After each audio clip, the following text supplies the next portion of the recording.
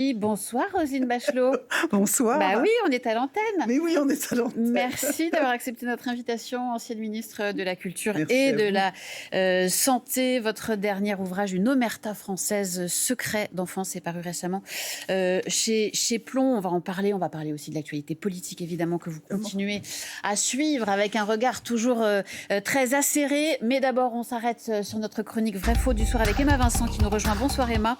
Aujourd'hui, vous êtes intéressée aux affirmations concernant les montants d'aide à l'Ukraine.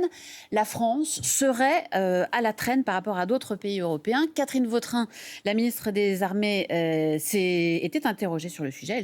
Elle s'est défendue. Écoutez sa réponse donc ce matin sur France Inter. 11 milliards et demi, là où dans le budget français en 2026, on est aux alentours de 120 millions Oui, d'euros. la différence, Benjamin Duhamel. La France est à la traîne Non, parce dans que l'aide à l'Ukraine. la France a fait une autre démarche. La démarche française, ça a été d'accompagner avec des dons de matériel, ça a été de la formation. Ce qu'il faut regarder à l'échelle européenne, c'est la complémentarité de chacun des pays. Alors Emma, est-ce que c'est vrai? Est-ce que la France fournit moins d'aide militaire à l'Ukraine que les autres pays européens? En fait, c'est pas évident d'y voir clair parce que autant au début de la guerre, certains pays fournissaient la liste d'armements qu'ils donnaient à l'Ukraine, autant aujourd'hui, c'est totalement opaque. Ce qu'on sait, c'est que le gouvernement français a bien prévu de fournir 120 millions d'euros d'aide militaire à l'Ukraine en 2026. C'est en discussion dans le cadre du vote du budget. Et contrairement à ce que laisse entendre Catherine Vautrin, ce chiffre, il comprend bien toutes les formes d'aide militaire. Donc le don de matériel, la formation des soldats ukrainiens, l'aide au renseignement, tout ça, c'est compris dans les 120 millions. Et c'est effectivement beaucoup moins que l'Allemagne, qui a bien promis 11 milliards et demi d'euros d'aide militaire à l'Ukraine pour 2026. Ce sera le plus haut niveau d'aide fourni par l'Allemagne depuis le début du conflit. Et d'ailleurs, depuis 2022, l'Allemagne est le deuxième pays à donner le plus d'aide à l'Ukraine après les États-Unis. Et donc, ça veut dire que l'année prochaine, Emma, la France va donner 100 fois moins d'aide militaire à l'Ukraine que l'Allemagne? Pour l'année 2026, a priori, oui. Mais si on regarde les aides fournies par la France depuis le début du conflit, on voit que cet écart avec l'Allemagne, il est un peu moins important. On a pris les chiffres du Kiel Institute. C'est un institut de recherche allemand qui se base sur les chiffres des gouvernements et des institutions européennes. Donc, si on prend l'aide militaire fournie depuis le début du conflit, la France a fourni l'équivalent de 6 milliards d'euros et l'Allemagne environ 17,7 milliards. Ça fait 3 fois plus pour l'Allemagne et ça place la France en 7e position si on fait un classement des pays qui ont le plus donné. Par contre, si on prend en compte toutes les formes d'aide, c'est-à-dire pas seulement militaires, mais aussi humanitaires, financières et aussi les contributions versées par la France aux institutions européennes qui aident à leur tour l'Ukraine, là, la France remonte à la 3e place derrière les États-Unis et l'Allemagne. En résumé, oui, la France aide l'Ukraine, notamment au travers des institutions européennes, mais si on regarde l'aide militaire, c'est-à-dire principalement le don de matériel, clairement, la France est très en dessous de ses voisins européens et en 2026, l'écart va encore se creuser.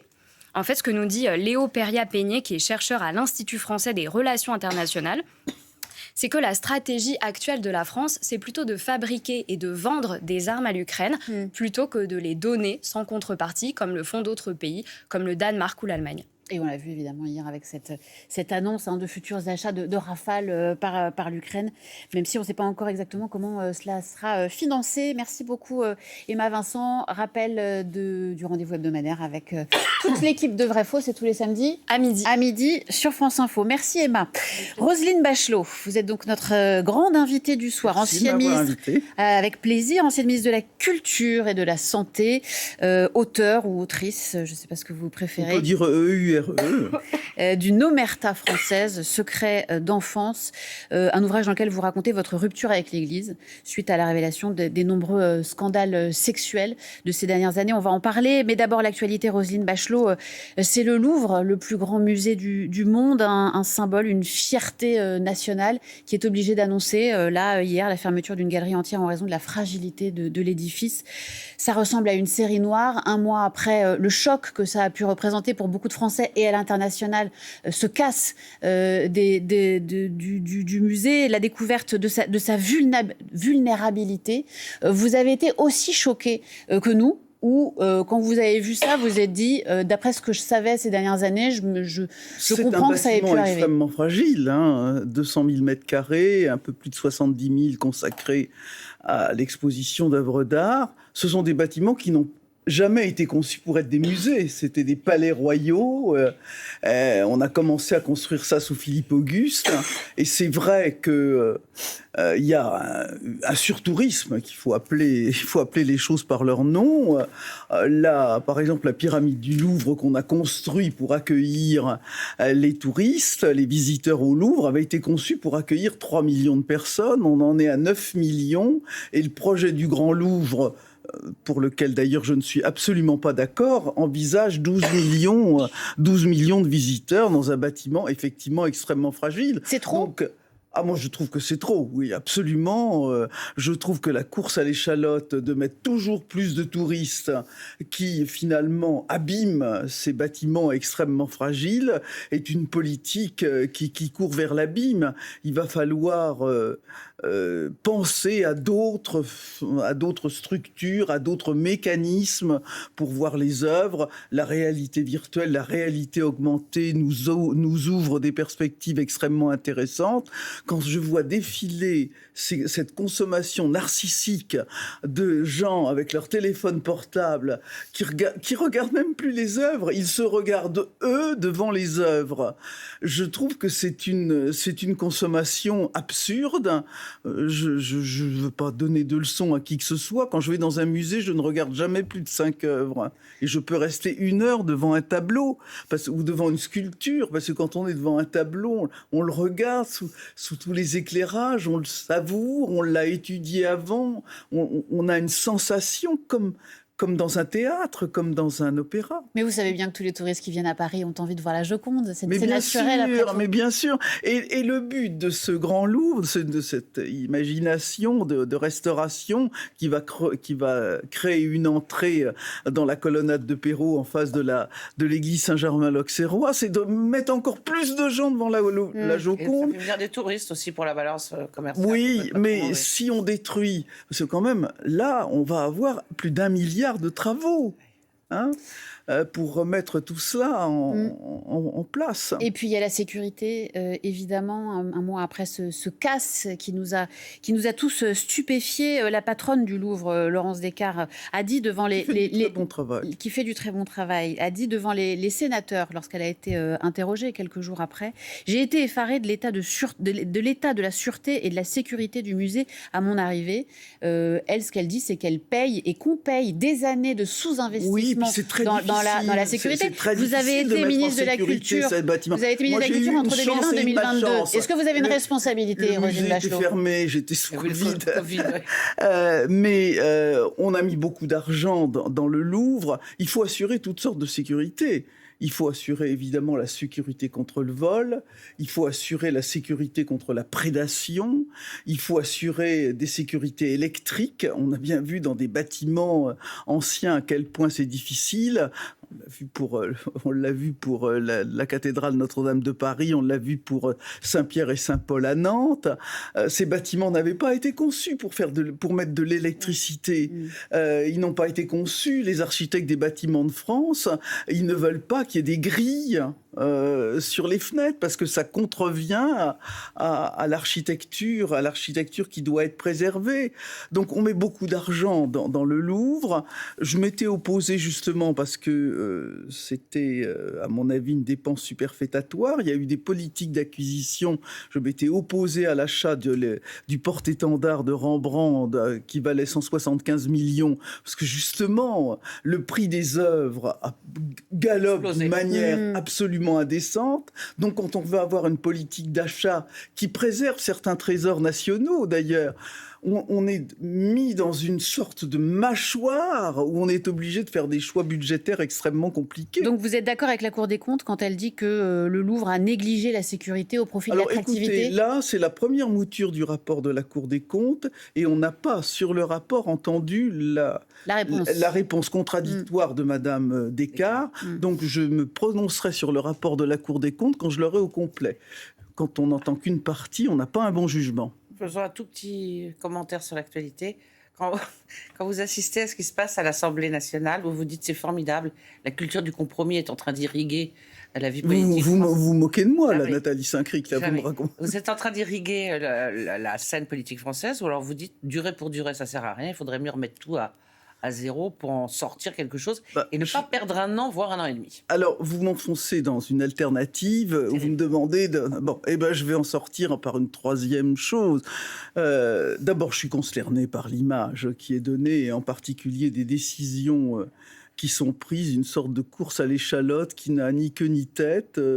Il n'y a pas une politique cohérente qui ressort d'un seul parti politique. On a l'impression d'un désastre absolu. Et puis, par contre, c'est sans doute la volonté de Sébastien Lecornu d'assurer un minimum de stabilité, et sans doute pas la bonne solution, mais la moins mauvaise. Sur le plan économique, c'est ce que disent les acteurs du tissu économique qui nous assurent qu'une nouvelle dissolution serait une catastrophe pour l'économie du pays. Donc voilà. Deuxième question tordue. Vous en avez connu Vous en avez beaucoup. l'habitude. Vous en avez connu beaucoup. Est-ce que vous ne trouvez pas que l'obsession présidentielle tue un peu le sens de l'État en ce moment ? C'est-à-dire que quand vous regardez dans tous les camps, on a l'impression que 2027 est plus la perspective que d'essayer de faire ce qu'il faut au moment où il faut pour le pays. C'est pas Poujadis cette question, c'est qu'il y a quand même une interrogation. C'était la promesse de la Ve République, d'ailleurs pas au départ, puisque dans la Constitution de 1958, le président de la République n'était pas élu au suffrage universel. S'il fallait priver les Français de cette élection au suffrage universel, je crois qu'on n'aurait guère de chance. Oui, il y a une obsession parce qu'il y a une pulvérisation du tissu politique, qui n'est d'ailleurs pas la responsabilité d'Emmanuel Macron. Ça vient de bien plus loin, avec des mouvements tectoniques extrêmement profonds, et que la perspective que le président, ayant ses 2 mandats limités, il ne peut pas se représenter pour un 3e mandat, je vais y arriver à le dire dans le bon sens, fait que la campagne présidentielle s'est ouverte très vite, et cette obsession est tout à fait délétère. Je pense que néanmoins, il va falloir s'habituer à ce qu'il n'y ait pas de majorité, une dissolution. Le LR ou le Parti Socialiste rêve qu'on va faire reset et que tout d'un coup, on va refaire une élection et qu'on aura une majorité de droite ou de gauche bien constituée. Évidemment, ça ne se produira pas. Donc il faut des changements institutionnels. Je pense en particulier à la motion de censure constructive. Absolument. Qu'on puisse renverser un gouvernement que si on est capable de s'entendre sur un autre. Alternative, comme ça se passe en Allemagne. Un gouvernement et un programme. Évidemment, la confiance absolument vérifiée. Pas de gouvernement sans ce pacte de confiance qui, évidemment, est un engagement parlementaire vis-à-vis du pouvoir exécutif que l'on soutient. Et donc, ce ne sont pas des changements institutionnels extrêmement violents, mais qui permettraient de faire fonctionner une classe politique éclatée. Quel regard vous portez sur votre famille politique d'origine, les LR, cette espèce de psychodrame créé par le départ du gouvernement de Bruno Retailleau ? Comment vous avez jugé cette séquence ? Pour être tout à fait clair, ce n'est plus la famille politique, puisque je n'ai plus pris d'adhésion à partir de 2012, parce que je ne me reconnaissais pas dans l'offre politique qui était celle-là, et qui était celle de LR. Donc je les regarde, évidemment, j'y ai beaucoup d'amis, parce que nous avons été sur les mêmes bancs de l'Assemblée nationale. Heureusement qu'on garde ses amis. Robert Desnos disait « Un jour, je te décevrai, et ce jour-là, j'aurai besoin de toi. » Et je les regarde un peu de cette façon-là. Et qu'est-ce qu'ils vous disent, vos amis qui sont encore chez LR ? Ils sont un peu désarçonnés ? Désespérés serait plus juste que désarçonnés. Désespérés par quoi ? Désespérés parce qu'ils ne se retrouvent pas. Les plus lucides savent bien qu'ils sont lancés dans un processus de mort lente et douloureuse. Ils vont être avalés par l'extrême Comme droite. disait Paul Valéry, les civilisations comme les hommes sont mortelles, et les partis politiques aussi. Est-ce que vous pensez, vous diriez avant d'en venir, que vous pensez que l'avenir est dans l'union des droites, c'est-à-dire une espèce de rapprochement entre votre famille... Avec le Rassemblement National, non, non, mais Jordan Bardella est la version un peu light. Oui, non, mais alors, je ne sais pas ce qu'ils feront, moi. Il y a une tentation aujourd'hui. Bien sûr qu'il y a une tentation, bien sûr. Moi, personnellement, je n'ai pas de responsabilité politique, mais en tant que citoyenne, je m'y refuse absolument. que vous, c'est le gaullisme, ça doit être une droite... Bon, vous savez, je demande toujours à mes amis de relire le discours de Chirac entre le premier et le deuxième tour de 2002 à Rennes. Son discours d'opposition au Rassemblement national, tout est dit. Et la chiracienne à poil dur que je suis s'y réfère. Le macronisme, Roselyne Bachelot, c'est terminé?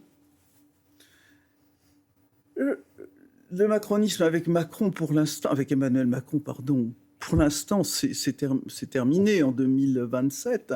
Maintenant, les idées qui ont fait la structure politique d'Emmanuel Macron sont des idées dans lesquelles un certain nombre de gens peuvent se référer. Si on fait abstraction des luttes de personnes, il y a beaucoup de gens au Parti socialiste qui pourraient se retrouver dans une partie de cela, et de la même façon dans LR.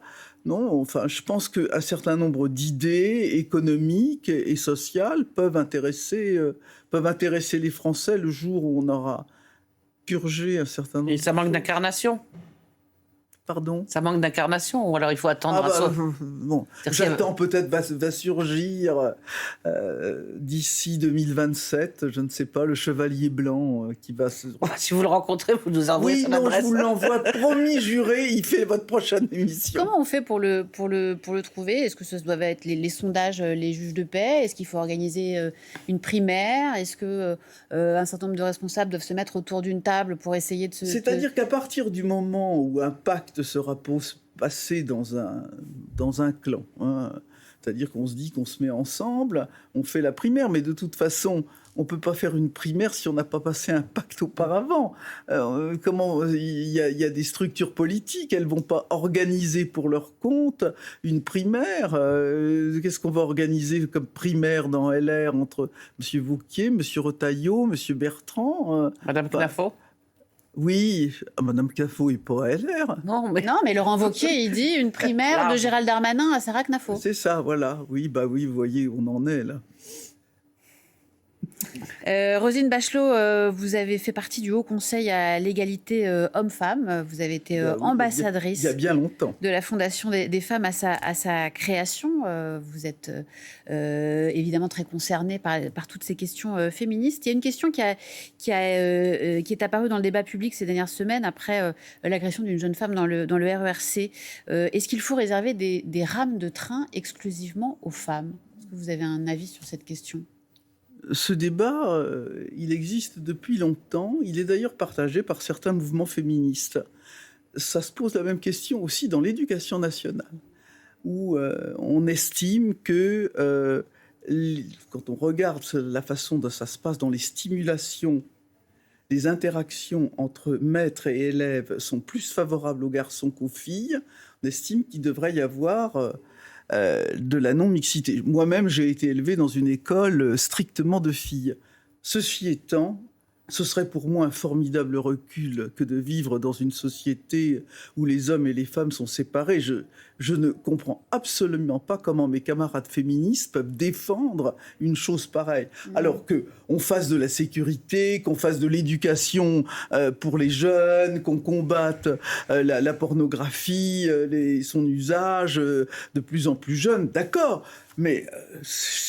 cette relégation, cette séparation de l'espace public, ce qui a fait la force de la civilisation et de la culture française, c'est qu'alors les autres civilisations européennes séparaient les hommes et les femmes. Dans les salons du siècle des Lumières, les hommes et les femmes vivaient ensemble, réfléchissaient ensemble. C'est les femmes qui les animaient souvent. Comment ? C'est les femmes qui les animaient souvent. Madame Dudéfend et les autres. Et donc, pour moi, c'est révoltant. Une dernière question, Roselyne Bachelot, sur cet ouvrage, une omerta française, secret d'enfance, dans lequel vous racontez votre rupture personnelle avec l'Église suite aux révélations de ces scandales sexuels. On estime à 200 000 le nombre de victimes aujourd'hui majeures de violences sexuelles dans l'Église de France. Il y a eu cette question est venue vraiment sur le devant du débat public, notamment avec le scandale Betaram, cette commission d'enquête qu'on a suivie vie, etc. Est-ce que vous avez le sentiment aujourd'hui que les pouvoirs publics, la société, a tiré les leçons de ces scandales et l'Église? Cette question de la violence contre les enfants est un phénomène global qui concerne l'Église avec tout ce que ça comporte. Mais il faut savoir que le lieu où un enfant risque le plus sa vie, d'être tué, d'être violé, d'être violenté, c'est dans sa propre famille. Et la violence contre les enfants, c'est dans le sport, c'est dans la culture, c'est dans le monde associatif, c'est partout. Donc, ce combat pour les enfants, il faut le mener. On en est tous comptables. Moi, vous savez, mon livre est sorti il y a 3 semaines. Je fais donc, comme tous les auteurs, des séances de signature, de dédicaces. À la fin de chaque séance, il y a des gens qui viennent me trouver et qui, tout bas, me disent « Vous savez, moi aussi, j'ai été violée, Mais ils n'en ont jamais parlé. C'est pour ça que le chiffre de 230 000 personnes qui ont subi des attaques sexuelles de la part d'un prêtre ou d'un membre d'une institution catholique est très certainement sous-évalué. On estime qu'un enfant sur 10 a été victime de violences sexuelles dans sa famille. C'est ce que révèle la commission, parce qu'il y a la SIAZ, la commission de l'Église catholique, il y a la Civise sur l'inceste, c'est-à-dire qu'un professeur qui est en face d'une classe de 30 élèves, il y a 3 élèves qui ont subi ces violences sexuelles. Il faut se battre, parce que finalement, quand des choses sont révélées, le voisin dit « Ben oui, on avait bien vu. Est-ce que vous considérez que le Vatican, puis je redescends après, et les instances qu'il peut y avoir dans certains pays, ont pris à la mesure? Par contre, il y a l'histoire d'un prêtre qui venait visiter une jeune fille parce qu'elle avait qui en profitait de ces séances de parloir, si j'ose dire, pour s'occuper d'elle un peu plus qu'il n'aurait dû et qui se suicidait. Elle, la petite, parce qu'elle est tombée enceinte. Est-ce que vous considérez que l'Église maintenant fait le boulot? C'est-à-dire qu'on en est encore loin? Alors, on en est encore très loin. Il y a eu des prises de conscience avec la SIAZ, justement, cette commission. Le pape Benoît XVI était très mobilisé sur cette affaire. Il a fait beaucoup de choses, Benoît XVI. Et je lui rends justice dans ce livre. Mais on a l'impression, et c'est l'avis de la sœur Véronique Margron, qui est à la tête de la commission des religieux et religieuses de France, qui est une femme remarquable, elle dit le risque, c'est de considérer qu'on a fait le boulot avec la commission. Et puis que plus rien n'est à faire. Or, les choses se révèlent sans arrêt. Enfin, l'archevêque de Toulouse nomme comme chancelier de l'évêché, de l'archevêché, un prêtre condamné à 5 ans de prison. Il a fallu qu'il y ait un scandale local pour que ça bouge. Et il a fallu que les fidèles réagissent. Et on voit sans arrêt des choses se passer. Et l'omerta continue. Elle commence un petit peu à être levée. L'Église a commencé le boulot, mais le boulot, il est encore globalement à faire. Comment on fait? C'est l'affaire de toute la société. C'est d'abord la prise de conscience, c'est de ne pas minimiser. C'est terrible. Casser les corporatismes. On le voit à l'éducation nationale, on le voit même chez les parents. Vous savez, il y a peu de temps, il y a un chef de chœur qui a été exclu parce qu'il avait des agressions sexuelles vis-à-vis de ces jeunes choristes. Les parents ont fait une pétition pour qu'il revienne. Parce que quand un enfant est dans un conservatoire, est dans une école, et dans un club sportif, les parents vivent une sorte de notoriété par l'intermédiaire de leur enfant. Enfin, quand Isabelle de Mongeau, avec qui j'ai préparé il y a maintenant presque 20 ans le plan contre les violences sexuelles dans le sport, son coach a été condamné. On explique que le coach couche avec les élèves dans la même pièce. Faut arrêter. Et vous racontez dans cet ouvrage, notamment que vous avez eu, vous, une mère qui vous a protégé et vous lui rendez hommage. Une omerta française, secret d'enfance, donc paru chez Plomb. Merci beaucoup, Roselyne Bachelot. Merci à vous deux.